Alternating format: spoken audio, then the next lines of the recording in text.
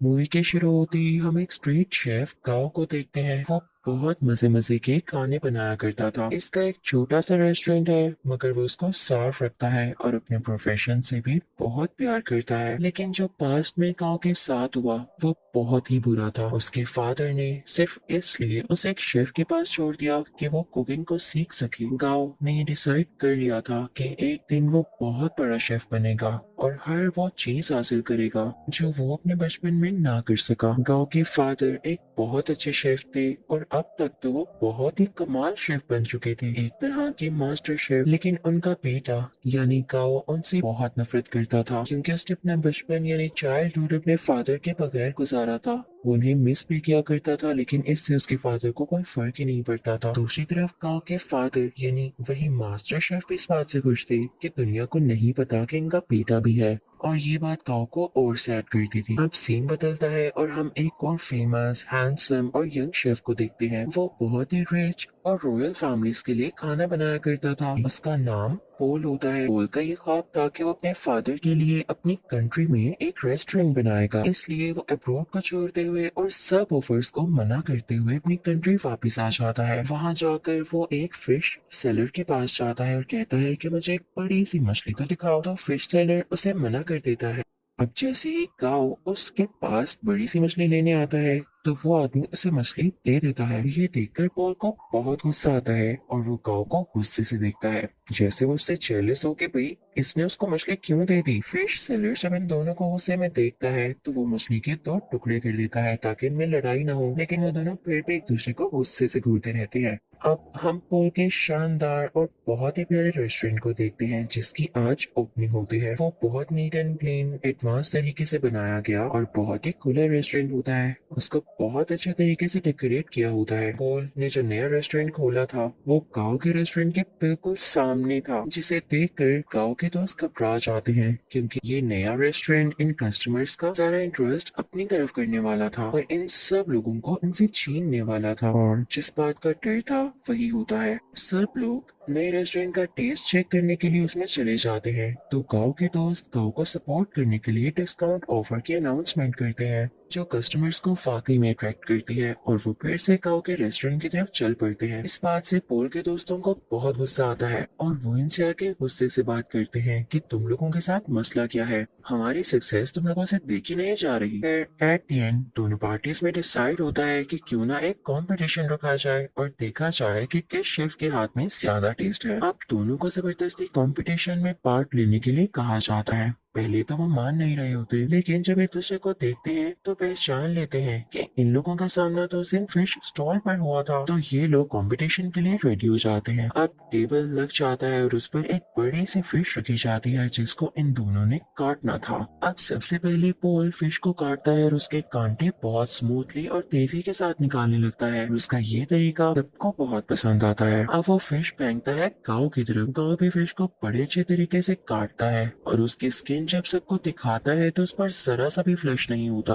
यानी उस पर जरा सा भी फिश का मीट नहीं लगा होता, तो उसको भी सब बहुत एडमायर करते हैं, यानी दोनों की बराबर तारीफ होती है। अब वहाँ एक चेयरमैन भी होते हैं जो उनसे कहते हैं कि एक इंटरनेशनल कुकिंग कंपटीशन होता है, मुझे लगता है कि तुम दोनों को उसमें पार्ट लेना चाहिए। अब दोनों को प्रूव तो करना था कि इनमें से कौन बेस्ट शेफ है, तो दोनों रेडी हो जाते हैं। अब पोल मीडिया को बताता है कि मैं फ्रांस में कुकिंग करता था और चाइना आकर मैंने फील किया कि अब भी लोग पुराने तरीकों को यूज करके कुकिंग करते हैं, और जाहिर है ये बात वो इनडायरेक्टली गाँव को ही कह रहा था, और इसे देख के गाँव को बहुत गुस्सा आता है।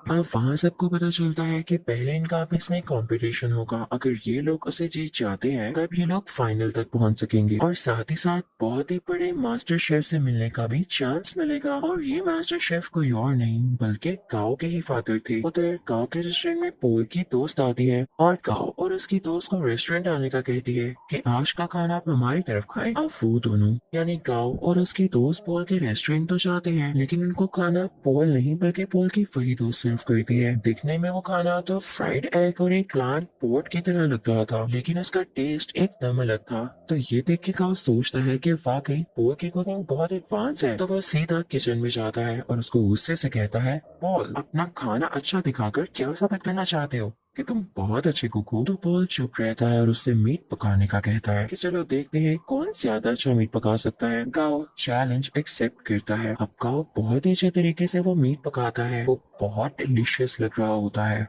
अब पॉल उससे कहता है कि मैं तुम्हें सेम रेसिपी के साथ ये डिश बनाकर दिखाता हूँ। पॉल शुरू करता है और सेम डिश बहुत ही कम टाइम में बना लेता है। जब गाओ उसको स्मेल करता है तो उसे अपनी डिश में और इसकी डिश में कोई फर्क नहीं लग रहा होता। तो वो समझ जाता है कि वाकई इसके पकाने का तरीका बहुत एडवांस है। वो उदास हो जाता है और वहाँ से चला जाता है। अब गाओ को कोई कहता है कि उसे उसके फादर बुला रहे हैं। गाओ अपने फादर के पास जाता है और कहता है कि अब आपने मुझे क्यों बुलाया, जबकि आप ये बात मानते ही नहीं कि मैं आपका बेटा हूँ। तो मास्टर शेफ उसे कहते हैं मैंने ऐसा इसलिए किया ताकि दुनिया ये ना कहे कि तुम मेरे बेटे हो, इसलिए तुम इंटरनेशनल कंपटीशन तक पहुंच सके, बल्कि मैं तो ये चाहता हूँ कि तुम खुद ये करो। तो गाओ कहता है डैड मुझे वैसे भी आपकी सपोर्ट की जरूरत नहीं, जब मुझे आपकी जरूरत थी तब आप मेरे पास नहीं थे। खैर मैं अब ये साबित करके दिखाऊंगा कि मैं वो हासिल कर सकता हूँ जिसकी वजह से आपने मुझे छोड़ा। अब गाओ यहाँ से चला जाता है क्योंकि उसे अपने डैड की किसी भी बात पर यकीन नहीं होता। अब next day international cooking competition होता है। सब प्रिपरेशन की जा चुकी होती हैं। कॉम्पिटेंट्स यानी पॉल और गाओ भी रेडी होते हैं। टाइम स्टार्ट होता है।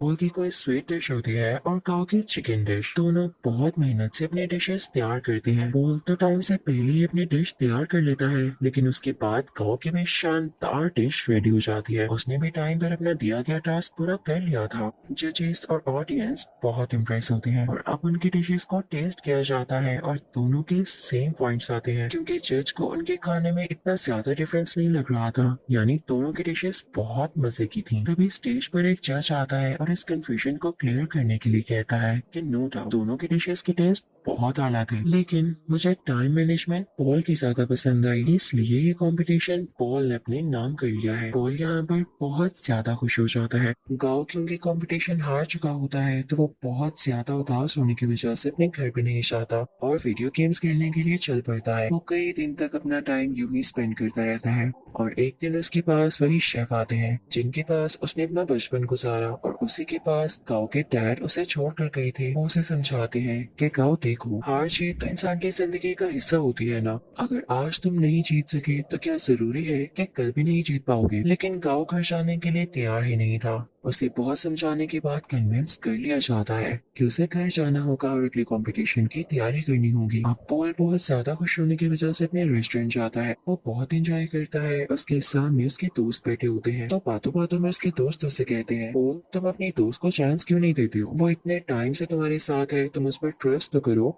उसे अलाउ करो कि वो इंटरनेशनली तुम्हें रिप्रेजेंट कर सके, तुम्हारे रेस्टोरेंट का नाम ऊंचा कर सके। तो पॉल उसे कहता है हाँ वो मेरी अच्छी दोस्त जरूर है, इस बात से मैंने मना नहीं किया, लेकिन यार उसे खाना तक पकाना नहीं आता, वो कैसे मेरे रेस्टोरेंट को इंटरनेशनली रिप्रेजेंट कर सकती है। तो उसका दोस्त और बातें करने लगता है और उसकी बातों से ये लग रहा होता है जैसे ये उसके दोस्त के साथ ही मिला हुआ है और इनके दिल में लालच आ रही है। तभी वहाँ पर पॉल की वही दोस्त आती है और उसके सामने सूप की 2 कप्स रखते हुए कहती है पॉल क्या तुम मुझे बता सकते हो कि इनमें से किस में सॉल्ट ज्यादा है। तो यहाँ पर पॉल खामोश हो जाता है क्योंकि उसमें टेस्ट करने की एबिलिटी ही नहीं होती, उसके टेस्ट बर्ड्स ऐसा कर ही नहीं सकते थे और ये नेचुरली था। तो इस बात की वजह से पॉल को बहुत दुख होता है कि उसकी अपनी दोस्त ने उसके बाकी दोस्तों के साथ मिलकर उसे चीट किया और धोखा दिया। तो अब उसके दोस्त कहते हैं क्या हुआ पॉल, तुम समझते थे कि मैं तुमसे प्यार करती हूँ। ये तुम्हारी गलत फहमी थी, आजकल ऐसा कहाँ होता है, मैंने तो तुमसे दोस्ती सिर्फ इसीलिए की थी ताकि तुम्हें यूज करके इंटरनेशनल कंपटीशन में जा सकूं। वैसे जाना तो मेरे लिए पॉसिबल नहीं था, लेकिन आज तक जो मैंने तुम्हारा राज रखा उसके बदले में तुमने मुझे क्या दिया, क्या तुम मुझे एक ऑफर नहीं कर सके। लेकिन अब नहीं, अब मैं खामोश नहीं रहूंगी क्योंकि मैं भी उस कंपटीशन में जा सकती हूँ।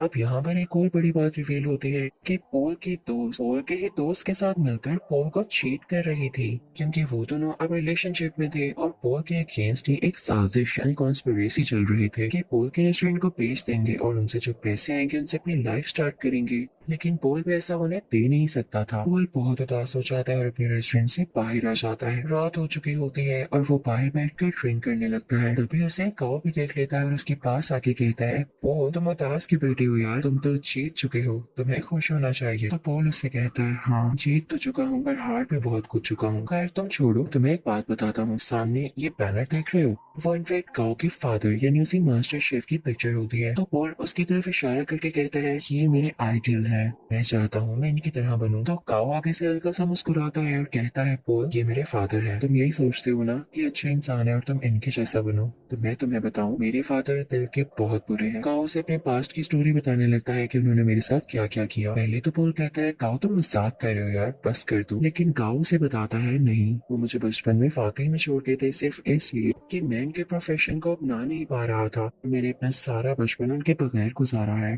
तो पॉल कहता है, अच्छा उदास नहीं हो, अब हम क्या कर सकते हैं। तो काओ से कहता है, बॉटल्स फेंक सकते हैं। तब वो दोनों खाली बोतल्स उस बैनर की तरफ फेंकने लगते हैं और बहुत खुश होते हैं। यहाँ पर इन दोनों में दोस्ती हो जाती है और ये सीन बहुत ही ज्यादा क्यूट है। अब पॉल जब वहाँ से अपने रेस्टोरेंट वापस जाता है तो देखता है कि उसके दोस्त उसके रेस्टोरेंट का सौदा कर रहे होते हैं। तो पॉल उनसे कहता है, ये क्या हो रहा है, तुम लोग मेरी इजाजत के बगैर ऐसा कर भी कैसे सकते हो। तो उसके दोस्त उससे कहते हैं, मुझे ये बताओ, इंटरनेशनल कंपटीशन में अपने साथ किसको लेकर जाओगे, क्योंकि राउंड 2 में अकेले नहीं पका सकते, आपके साथ आपका पार्टनर होना लाजमी होता है। क्या तुम अपनी दोस्त को लेकर जाओगे।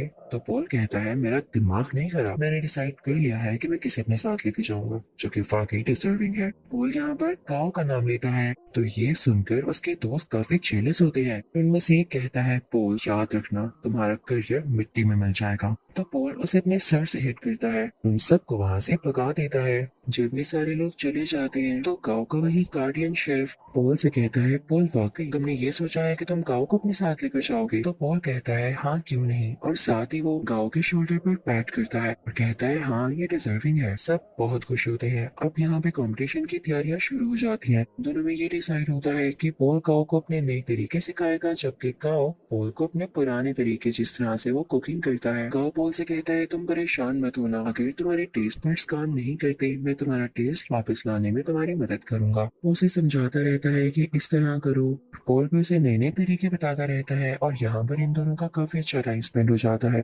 ये रोज खाना बनाने की प्रैक्टिस करते, साथ साथ डांस करते, सिंगिंग करते और बातें करते। और अब यहाँ इन दोनों की दोस्ती और भी गहरी हो चुकी थी। अब वो दिन भी आ जाता है जब इंटरनेशनल कंपटीशन का राउंड 2 होता है। ये दोनों अपनी डिश बहुत अच्छे तरीके से बनाने लगते हैं और कम ही टाइम में बहुत अच्छी स्वीट डिश तैयार कर लेते हैं, जो कि जजेस को इतनी ज्यादा पसंद आती है कि वो कहते हैं, हमने आज तक ऐसी डिश नहीं खाई। और ये राउंड ये दोनों विन कर लेते हैं और सही कहा जाता है कि यूनिटी इज स्ट्रेंथ। अब इसके बाद शुरू होना होता है थर्ड राउंड, जो कि कुछ दिन बाद था। और ये कंपटीशन इनका उसी मास्टर शेफ यानी काओ के फादर के साथ था। तो यहाँ पर पॉल काओ से कहता है, मुझे लगता है कि तुम इस कंपटीशन को जीत सकती हो, तो तुम चले जाना। तो काओ पॉल से कहता है, तुम बहुत अच्छे शेफ हो, तुम्हें तो एडवांस तरीके में बताया, तुम मेरे से भी ज्यादा अच्छा कर सकते हो। तो पॉल कहते हैं, नहीं ऐसी बात नहीं, देखो मैंने अपने फादर का ड्रीम पूरा किया अपना रेस्टोरेंट बनाकर, तो तुम अपने फादर का ड्रीम पूरा करो ना। वो तुम एक बहुत अच्छा शेफ देखना चाहते थे, तो तुम उनके सामने जाकर कुकिंग करो और उन्हें प्रूव कर दो कि तुम बहुत अच्छे शेफ बन सकते हो। तो काओ मान जाता है और पॉल का शुक्रिया अदा करता है। अब थर्ड और फाइनल राउंड स्टार्ट हो चुका होता है। दूसरी तरफ मास्टर शेफ भी अपनी डिश बनाने लगता है। अब काओ भी शुरू हो जाता है, लेकिन शुरू होने से पहले ही उसे अपने बचपन की कुछ यादें आने लगती हैं, जहाँ पर उसके फादर उसे छोड़ गए थे और उसे काफी बच्चे बुली किया करते थे। वो उन्हीं यादों में खो जाता है। उसके फादर आकर उसके मुंह पे पानी गिराते और कहते हैं, अपना काम शुरू करो। तब यहाँ पर काओ कुछ बनाना शुरू करता है। दूसरी तरफ काओ के फादर यानी वही मास्टर शेफ बहुत ही ज्यादा प्यारी स्वीट डिश बनाते हैं, जैसे फायर लगी हो और उसमें से फूल निकल रहा हो। उस फूल का बहुत ही अलग टेस्ट होता है, जजेस को ये बहुत ज्यादा पसंद आता है। और जब काओ की बारी होती है कि वो अपनी डिश दिखाएगा उसने क्या बनाया है, तो वो एक बाउल में नूडल्स बनाकर सीधा अपने फादर के पास जाता और उनको वो प्रेजेंट करता है। मास्टर शेफ उसे टेस्ट करते हैं तो वो नूडल्स उन्हें बहुत अच्छे लगते हैं और ये वही नूडल्स होते हैं जिनकी वजह से काओ को उसके फादर से डांट पड़ी थी कि तुम तो नूडल्स तक नहीं बना सकते। और आज काओ ने इतने मजे के नूडल्स बनाए थे कि उसके फादर उसे खाना ही नहीं छोड़ते और नूडल्स को वाइल्डली खाने लगते हैं। वो अपने बेटे को रोक के कहते हैं, शाबाश बेटा, तुमने बहुत अच्छे नूडल्स बनाए। वो यहाँ पे काफी इमोशनल हो जाते हैं। तो ऑडियंस को भी पता चल जाता है कि एक तो इनका सरनेम सेम है और इन लोगों का बिहेवियर देख के भी यही लग रहा है कि ये बेटा और बाप है। यहाँ पर काओ का ख्वाब भी पूरा हो चुका था और उनके फादर का भी। अब उधर हम रेस्टोरेंट में देखते हैं कि पॉल और काओ अब साथ काम करते हैं और उनकी ऑडियंस पहले से कई ज्यादा है, यानी उनके पास और भी ज्यादा कस्टमर्स आते हैं। लोग उनका खाना बहुत ज्यादा पसंद करते हैं और इनके रेस्टोरेंट में अब रौनक ही रौनक हो जाती है। इसी के साथ ये मूवी यहीं पर एंड होती है।